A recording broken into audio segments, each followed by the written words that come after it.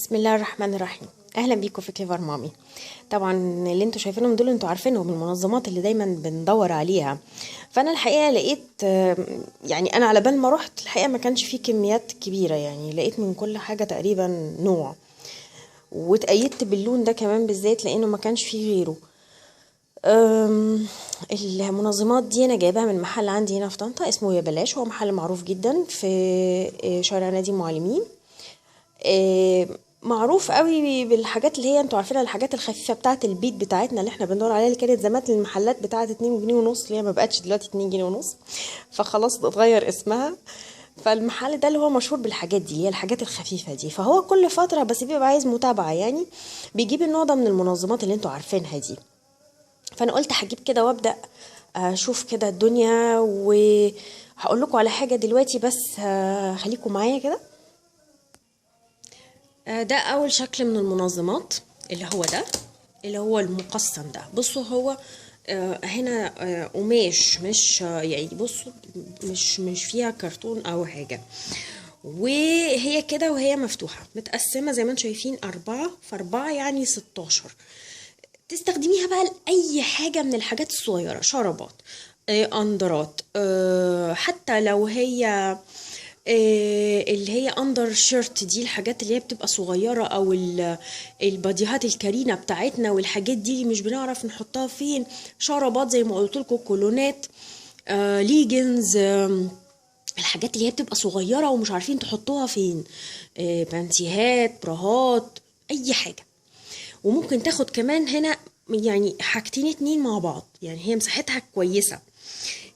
بتتحط في درج، تتحط في رف بالشكل ده فوق بعضها، يعني انت ممكن حتى لو بوكس زي ده كده مثلا وهتحطيهم فوق بعض فما فيش مشاكل، حتى لو هيتحطوا كده ومش هيتحطوا في الدرج. هي لذيذه قوي. بصوا حاطين لها اكسسوارز كده، بتتفك عشان لو عايزه تاخديها معاكي في اي مكان وانتي مسافره، ليها سوسته كده وبتتفك وبتطبق لكم ازاي. بصوا بتتعمل كده كده دي، وبعدين دي بتتلف كده عشان لو عايزه تاخديها معاكي في اي مكان. يعني ممكن تتحط كده في شنطه سفر مثلا، مش هتحسي بيها خالص، وتاخديها معاكي تنظمي فيها حاجتك وانتي مسافره، بحيث ما تتبهدلش او تفضل جوه الشنطه بالشكل اللي انا وريته لكم، وهي موجوده كده جوه شنطتك، شنطه السفر بتاعتك، وتحطي فيها اي حاجه. وزي ما قلت لكم جوه الدولاب هتبقى كمان جميله جدا، ممكن تحطي كذا واحده فوق بعض، مش لازم تتحط في درج، ممكن 2 في درج لو الدرج كبير هتنظم لك الموضوع ده. دي كانت ب 18 جنيه، المنظم ده كان ب 18 جنيه. هوريكم بقى النوع التاني. ده البوكس التاني، ده بوكس كبير شويه، اوكي، زي ده بالظبط، بس ده حجمه اصغر. يعني انا هوريكم النسبة والتناسب ما بين الحجمين. اهو بصوا، اولا اطول، في هنا مسافة اطول، وبالنسبة للعرض فده الفرق في الحجم. ده كان ب 18 جنيه، ده كان ب 25 جنيه. هوريكم من الداخل شكله ايه. وده مش يعني هو علشان افكه ليه هنا، طبعا هو بيتفتح زي ما انتم شايفين، بس الغطا هنا عليه كرتون، اوكي. دي كرتون، عايزه بس اشيلها عشان اوريكم، دي كرتون. فدي سبب من الاسباب، يعني بصوا من هنا كرتون اللي خلاني ما كترتش في اني اجيبهم، لاني عايزه اعمل انا النوع ده. بصوا بتتقفل ازاي بقى، ده من هنا كده من الجناب بتدخل كده اهي كده وتتقفل. اما ان لا، هي دي مش هتنفع تيجي كده. وادي الجزء اللي بيبقى الداخلي بس كده، عشان لو عايزه تاخديها معاكي في اي مكان برضو نفس الطريقه كده. التاني كمان نفس الطريقه، بيتفك بنفس الطريقه، اللي هو البوكس ده برضو. بشيل دي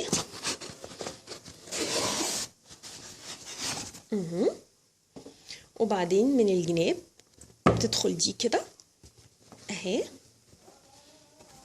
وده بيتقفل تقريبا كده كده. ودي طبعا اللي هي القاعدة دي، وزي ما قلت لكم هي بتبقى على كرتون، وهو كله معمول على كرتون بالشكل ده.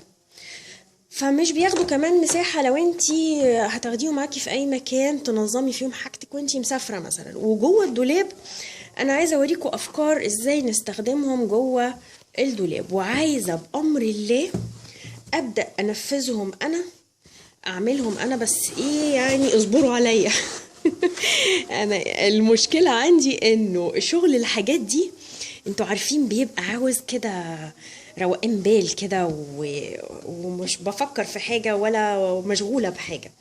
فاصبروا عليا بس كده ان شاء الله، وانا هعمل معاكم شوية حاجات فنية لذيذة قوي.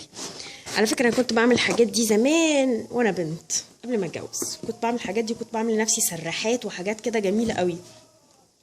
دي البوكسات، هوريكم احنا ممكن نستغل البوكسات دي في الدولاب ازاي. وزي ما انتوا شايفين حطيت البوكسات، حطيتها هنا، حطيت فيها ايه؟ طبعا زي ما انتوا شايفين دي ضرفة بنتي، حطيت كل يعني البوكسات هي اخدتها خلاص ليها. ما سابتش لاخوها حاجة. هو يعني عامة هو مش بيحب الحاجات دي قوي في ضرفته، يعني هو ليه نظام معين كده في حاجته، فاستغلتهم لبنتي. هقول لكم دلوقتي حطيت فيهم ايه واحد واحد، هطلع لكم وشوفوا هو استغل ازاي الموضوع. لان انتوا زي ما انتوا عارفين مش بحب احط البلوفرات اعلقها اسفه على شماعات، بحب اطبقها كده زي ما وريتها لكم في اول الشتاء كده لما عملنا مع بعض. هوريكم انا حطيت فيهم ايه بعد ما شفتوا مكانهم في الدولاب. هوريكوا بقى كل واحد انا حطيت فيه ايه. طبعا انتي ليكي حريه تحطي اللي انتي عاوزاه.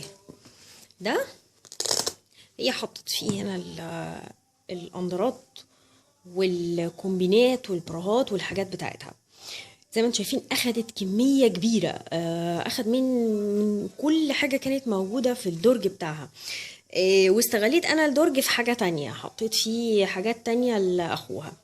بس الحقيقه اخد كل حاجه من الحاجات اللي هي الخاصه بتاعتها، فلما هلا كده وزي ما شفتوها في الدولاب ومقفوله مفيش اي مشاكل، لحد ما هعمل لها ان شاء الله الدولاب بتاعها ويبقى حاجات خاصه بيها هي. لكن هو كده مداري كل حاجه. هوريكم البوكس التاني كمان فيه ايه. البوكس التاني ده هو صغير شوية، فحطيت لها فيه الليجنز بتاعتها كلها، الليجنز الصوف اللي هي الخاصة بالشتاء. في حاجات تانية تبقى طبعا بتبقى في الصيف. الحاجات اللي هي الصوف دي عشان برضو انا بقول لكم مش بحب اعلقها، فبحب الفها لها رول كده، وحطيتهم كلهم فوق بعض زي ما شفتوا كده اهو، كل دول هنا فوق بعض. وده اللي هو زي بادي كده.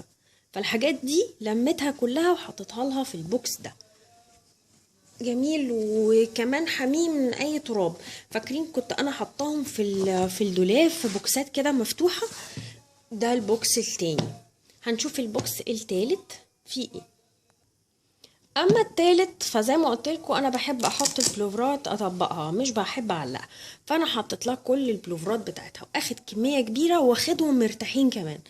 يعني هنا تقريبا في هنا 5 بلوفرات، وانتوا عارفين البلوفرات بتبقى حجمها كبير. فاخد البلوفرات، وعلى فكره ممكن هي كمان تحط فيه حاجات جنبها، يعني ممكن اخد من الليجنز اللي هنا احط فيها. بس اخد كم كويس ومحافظ عليهم ومتغطيين كمان من اي اتربه. عجبتني الافكار دي وعايزه ابدا انفذها. يعني انا عندي بواقي قماشه كتير، فعايزه ابدا اظبط شويه حاجات مع بعض كده. وزي ما انتم شايفين بصوا حاطين حاجات لذيذه قوي مزينينها، زرارين 3 وشريط زي ما انتم شايفين كده جميل. والحاجات دي موجوده في المحلات اللي هي الخردوات والحاجات اللي هي خاصه بالخياطه كتير. ادعوا لي كده ربنا يسهل كده والوقت يبقى سامح، وانا هعمل لكم حاجات جميله جدا ان شاء الله، ومش هتحتاجوا حتى كمان تشتروها. عشان كده انا ما كترتش وجبت من كل حجم ونوع حاجه واحده بس، عشان اشوف اذا كنت هبدا انفذ زيهم او اكبر كمان منهم او بشكل تاني ولا لا. اتمنى تكون الافكار التنظيميه دي عجبتكم وجميله وشكلها حلو ومنظمه في الدولاب زي ما شفتوها. هشوفكم فيديو جديد ان شاء الله لكليفر مامي. سلام عليكم ورحمه الله.